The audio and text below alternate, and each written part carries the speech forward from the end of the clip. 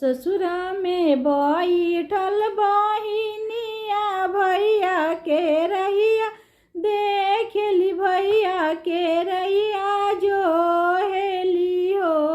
ससुरा में बैठल बहिनिया भैया के बटिया जो हेली भैया के बटिया जो हेली हो।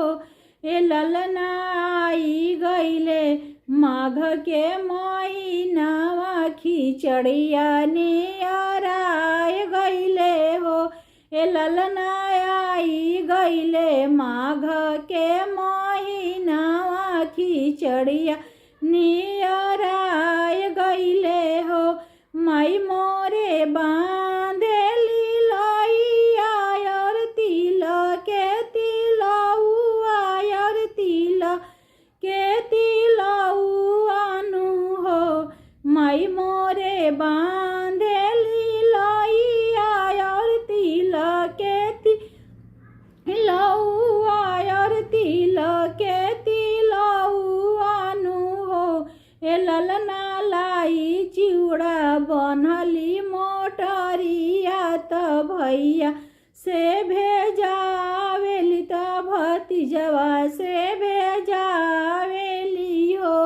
ए ललना लाई चिउड़ा बनली मोटरिया त भैया संग भेजावेली हो।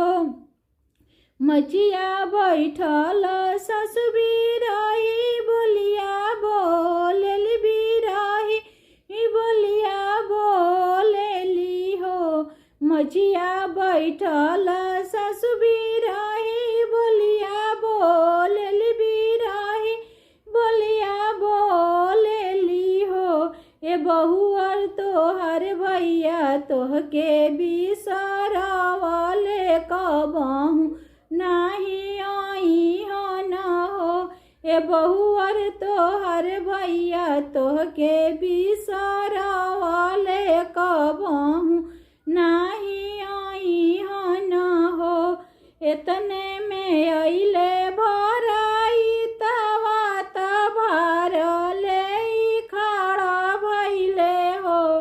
एतने में अइले भराई तवा त भरले खड़ा भइले हो। ए ललना भार पीछे भैया घोड़सवार त बहिनी के पुकारस भगिनवा के पुकारस हो। ए ललना भार पीछे भैया घोड़सवार त बहिनिया के पुकारस भगिनिया के पुकारस हो। ए सासु देखिना भैया मोरे आइले और भरैतवा आइले हो।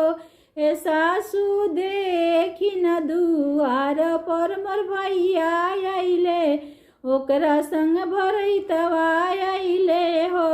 ए सासु माई मोरे भेजली खिचड़िया खिचड़िया रौरा देखिले हो। ए सासु माई मोरे भेजली मोटरिया मोटरिया